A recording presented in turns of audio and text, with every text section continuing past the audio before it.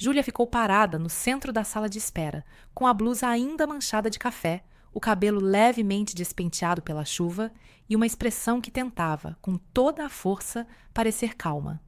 Em volta dela, os outros candidatos eram a imagem do que uma entrevista deveria parecer. Ternos impecáveis, sapatos engraxados, pastas de couro sobre o colo, silêncio ensaiado. Ela era o oposto disso. E no corredor ao fundo, alguém observava. Não era a recrutadora. Não era nenhum dos candidatos. Era um homem de pé, discreto, com uma xícara na mão, que a observava com uma atenção silenciosa, como quem percebe algo que os outros deixaram passar. Júlia não sabia quem ele era, mas ele, de alguma forma, já sabia algo sobre ela. Me conta uma coisa antes de a história continuar. De onde você está assistindo agora? É sempre emocionante ver até onde essas histórias chegam. Se você gosta de histórias em que um dia completamente errado pode mudar tudo, inclusive o rumo de uma vida inteira, aproveita para se inscrever no canal e ativar as notificações. E agora, acomodem-se e vamos continuar a história. O despertador tocou às 6h20. Júlia já estava acordada. Ela tinha 27 anos, morava em um apartamento pequeno que dividia com a mãe e a irmã mais nova. A manhã tinha cheiro de pão quentando e o som da televisão baixo na sala. "Vai se arrumar?" disse a mãe da cozinha. "Já estou arrumada", Júlia respondeu, passando pela porta com a roupa na mão. Não estava, mas esse era o jeito dela. Primeiro dizia que estava pronta. Depois, ficava pronta de verdade. Júlia trabalhava de forma autônoma, ajudando pequenos comerciantes do bairro com organização de estoque, planilhas e controle financeiro básico. Não tinha diploma ainda. Parou na metade de administração quando a mãe adoeceu, e desde então foi aprendendo sozinha na prática. Ela era boa no que fazia, sabia disso. O problema era convencer uma empresa grande disso também. A entrevista nesta empresa era a oportunidade que ela esperava há meses. Uma vaga de analista júnior com foco em processos internos. Ela leu tudo sobre essa empresa. Preparou uma ideia simples, mas concreta. Estava pronta. O café derramou quando a mãe a chamou de última hora. Júlia foi buscar dinheiro na carteira para o transporte da irmã. Esqueceu a xícara na bancada, virou o cotovelo e viu o café escorrer pela blusa branca. Que droga! Ela murmurou baixinho para não assustar ninguém. Trocou rápido, pegou a segunda opção, uma blusa azul levemente amassada, mas no caminho acabou respingando mais algumas gotas de café sem perceber. Decidiu que não havia tempo para se preocupar com aquilo e saiu correndo. Perdeu o ônibus por 2 minutos. Pegou o seguinte, que parou 3 vezes no caminho por causa do trânsito. Chegou à estação com 15 minutos de atraso no plano original. Calculou mentalmente. Ainda dava tempo, desde que tudo corresse bem. Não correu. Nas calçadas em frente ao prédio, a menos de 200 metros da entrada, Júlia avistou um senhor que havia escorregado e tentava se levantar sozinho. Havia gente passando. Ninguém parou. Ela parou. Ela ajudou o senhor a sentar no banco próximo, pediu para uma senhora que ficasse com ele e ligou para o número de emergência do bairro. O senhor sorriu para ela com os olhos marejados. "Obrigado, moça. Você é um anjo. Fica aqui, tá? Já vem alguém." Eram 10 para as 10. A entrevista era às 10 em ponto. Júlia correu. Ela chegou às 10h08. Olhou para ela por um instante. "Júlia Mendes?" "Me desculpe o atraso. Tive um imprevisto no caminho." "Pode sentar. A Carla vai chamá-la em breve." Júlia agradeceu, se sentou e olhou ao redor. Os outros 4 candidatos já estavam lá. Um tinha uma pasta de couro preta com o logotipo de uma faculdade particular. Outro usava relógio caro. A blusa azul estava amassada e só então ela percebeu uma pequena mancha de café perto da barra. Discreta, mas impossível de ignorar para quem reparasse. Ela respirou fundo. Carla apareceu 20 minutos depois. Era uma mulher de uns 40 anos, objetiva, com um sorriso que durava exatamente o tempo necessário. As entrevistas foram individuais, em uma sala de vidro que dava para o corredor. Júlia observou os que entravam antes dela. Postura correta, respostas ensaiadas, sorrisos controlados. Quando chegou a sua vez, ela entrou, cumprimentou com firmeza, sentou antes de ser convidada por descuido, percebeu, pediu desculpa com naturalidade e Carla esboçou algo que quase foi um sorriso de verdade. Me conte sobre sua experiência, pediu Carla. Júlia contou, sem enfeitar demais. Falou dos comerciantes do bairro, das planilhas que construiu do zero, das vezes que descobriu um problema que o dono do negócio não tinha percebido. Falou com clareza. Vejo aqui que você ainda não concluiu a faculdade, disse Carla de forma direta. Não tenho ainda. Parei na metade. Pretendo terminar, mas o que aprendi na prática me formou mais do que as aulas que fiz. Por que se candidatou a essa vaga especificamente? Júlia abriu levemente a bolsa e tirou uma folha. Uma única folha, dobrada ao meio, com 3 parágrafos escritos à mão e depois digitados. Eu li sobre o projeto que vocês estão desenvolvendo, sobre ambiente de trabalho. Tive uma ideia pequena, mas prática. Posso mostrar? Carla olhou para a folha. Leu em silêncio. A expressão não mudou muito.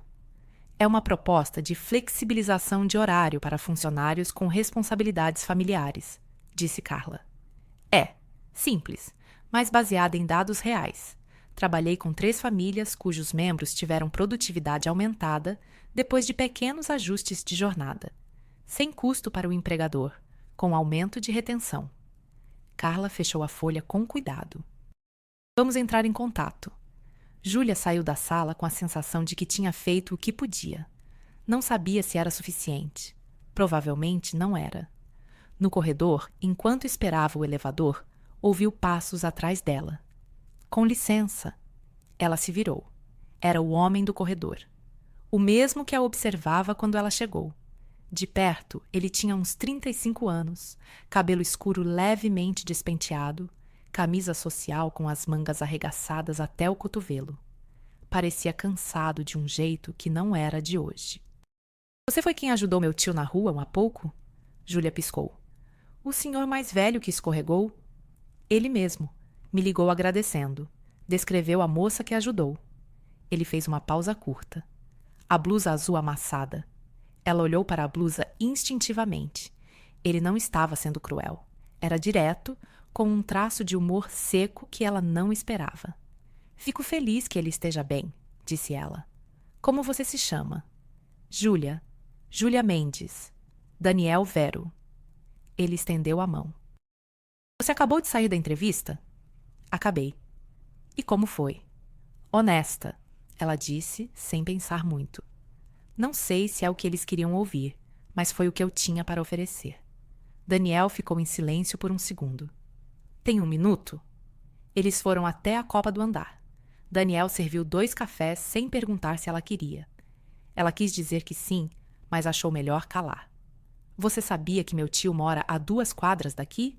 Disse ele, sem olhar para ela, mexendo o café. Sabia. Ele passa por aquela calçada toda manhã. Eu vivo dizendo para ele tomar cuidado quando chove. Uma pausa. Ele nunca toma. Júlia sorriu sem querer. Ele pareceu aliviado quando chegou a ajuda. Ele me disse que você ficou com ele até ter certeza de que estava tudo bem, mesmo com pressa. Era a coisa certa a fazer. Daniel a olhou com mais atenção. Não era um olhar de avaliação profissional. Era diferente. Era o olhar de quem reconhece algo. A Carla me mostrou a sua proposta, ele disse. Júlia ficou imóvel. Ela deixou com você? Ela me deixa ver tudo o que achar relevante. Ele bebeu o café. A sua ideia é simples. É. Mas funciona. Funciona. Tenho dados que comprovam, se quiser ver. Quero. Ele pousou a xícara. Mas antes disso, por que você veio para cá sem diploma, com o currículo que você tem, para uma vaga que pede o dobro da sua experiência formal? Júlia encarou a pergunta de frente. Por que eu resolvo problemas? E por que achei que valia tentar? E se não tivesse dado certo? Continuaria resolvendo problemas de outro jeito. Ela encolheu um ombro. Não sou do tipo que para porque uma porta fechou. Daniel ficou quieto por um momento. Lá fora, a chuva tinha voltado. O barulho leve das gotas no vidro preencheu o silêncio entre os dois. Eu vou te oferecer uma posição, ele disse. Não a vaga que você se candidatou, uma diferente. Estamos montando um projeto interno de melhoria de processos e clima organizacional. Preciso de alguém que pense fora do manual e que saiba trabalhar com pessoas reais, não com slides. Júlia o encarou. Por causa da proposta? Pela proposta, pela forma como você se apresentou e pelo que meu tio me contou. Você costuma confiar tanto assim na opinião do seu tio? Ele levantou levemente uma sobrancelha. Eu contrato pessoas baseado em caráter. O resto se aprende. Júlia respirou fundo. Eu aceito. As primeiras semanas na empresa foram um choque silencioso. Não porque as pessoas fossem hostis, eram na maior parte educadas. O problema era um ambiente que havia perdido o hábito de escutar. Reuniões longas com poucos resultados. E-mails respondidos dias depois. Funcionários que cumpriam ordens sem questionar, porque aprenderam que questionar dava trabalho. Júlia observou tudo isso em silêncio nas primeiras 2 semanas. Anotou.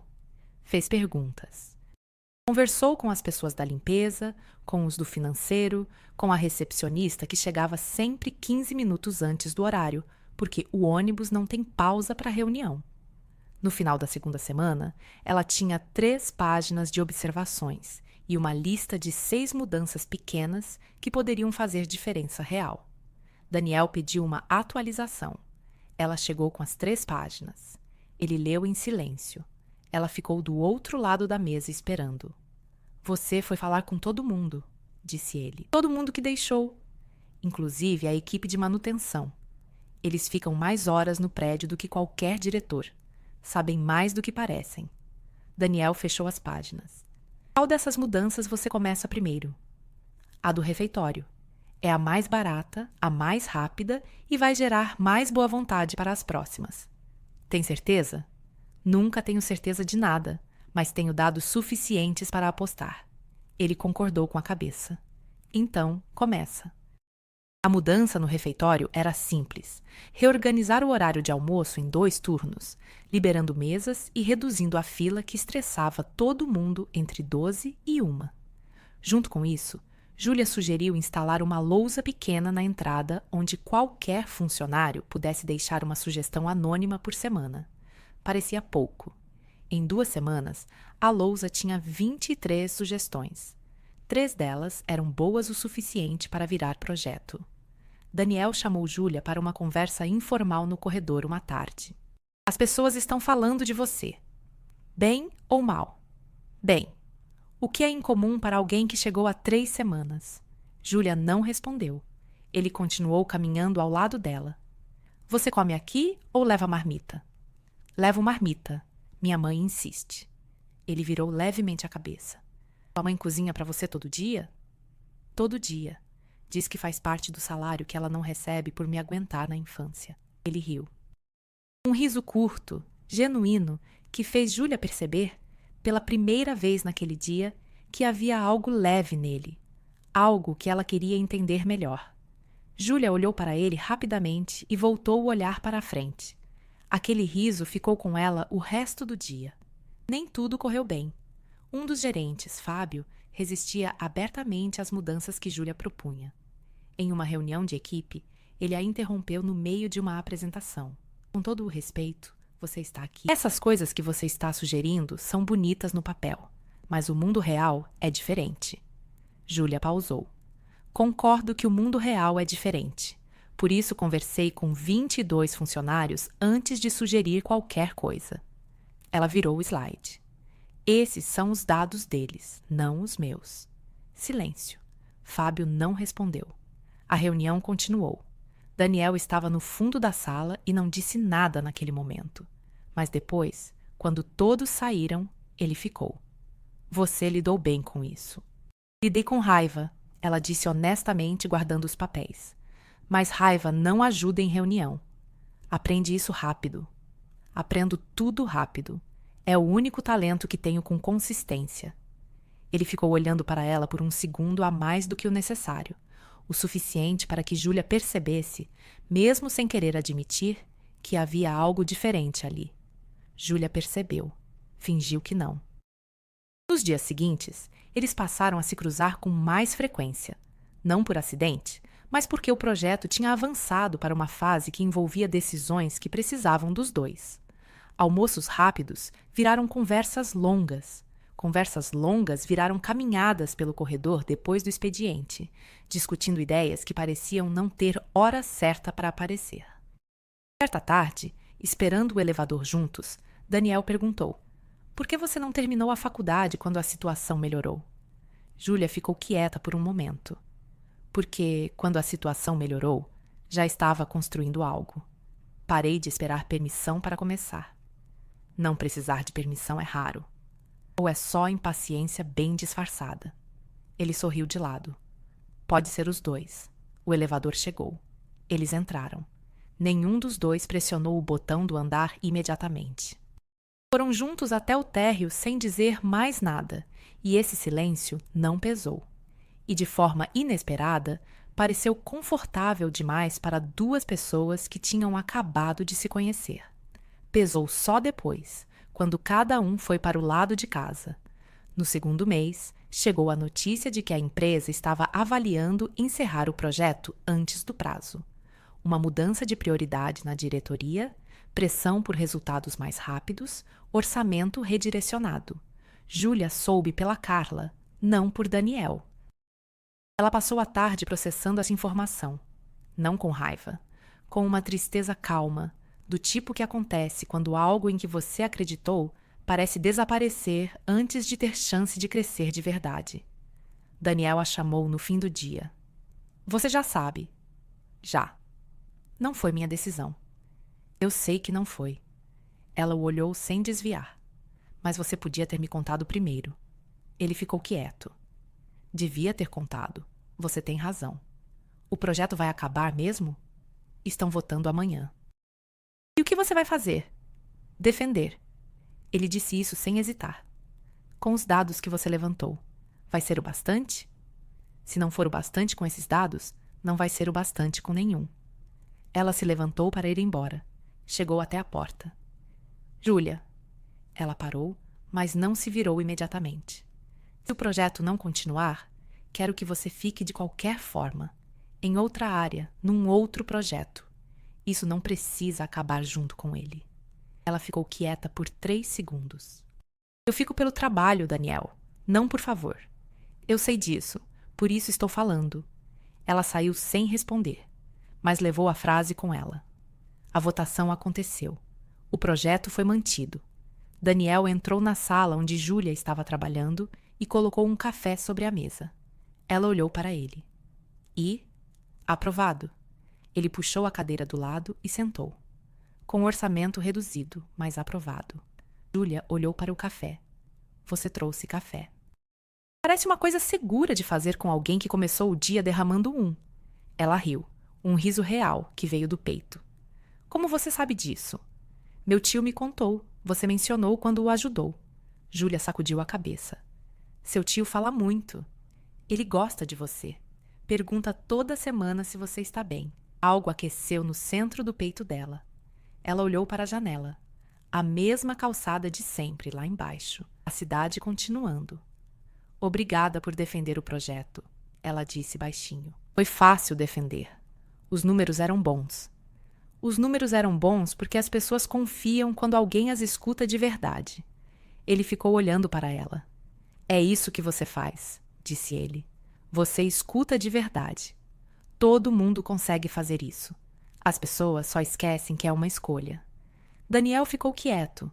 Depois disse: "Quer caminhar um pouco?" Ele perguntou, com uma naturalidade que escondia algo a mais do que só uma pausa no trabalho. Ela olhou para as pastas sobre a mesa. Para o café que ainda fumegava. Para ele. "Quero." Eles saíram pelo corredor de sempre, desceram pelo elevador de sempre e pararam na calçada em frente ao prédio. O mesmo lugar onde, semanas antes, Júlia havia parado para ajudar um senhor que escorregou na chuva. A calçada estava seca agora. Daniel olhou para o banco de pedra onde o tio havia sentado. "Ele sempre passa aqui às 9h20, disse Daniel. "Toda manhã. Nunca mudou. Rotina é segurança para muita gente." "Eu sei." Ele virou para ela. Você mudou mais coisa aqui em 2 meses do que muita gente em anos. Mudei algumas coisas pequenas. As coisas pequenas são as que ficam. Júlia olhou para ele. Ele estava sério, mas com aquela leveza que ela tinha aprendido a reconhecer. A leveza de alguém que finalmente estava dizendo o que pensava, sem calcular demais. Daniel, não precisa dizer agora. Ele a interrompeu, suave. Só queria que você soubesse. Ela assentiu. Eles ficaram parados ali por mais 1 minuto, olhando a rua, os dois juntos, sem pressa. Depois voltaram para dentro, para o trabalho, para as pastas e as reuniões e as lousas cheias de sugestões. Mas alguma coisa havia mudado. Não só no trabalho, nem só na forma como Júlia via aquele lugar. Havia algo novo entre os dois, ainda sem nome, ainda sem pressa, mas presente o suficiente para não ser ignorado.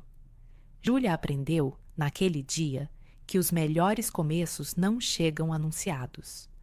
Alguns começam com café derramado, blusa amassada e 8 minutos de atraso, e sem fazer muito barulho, acabam sendo os que ficam.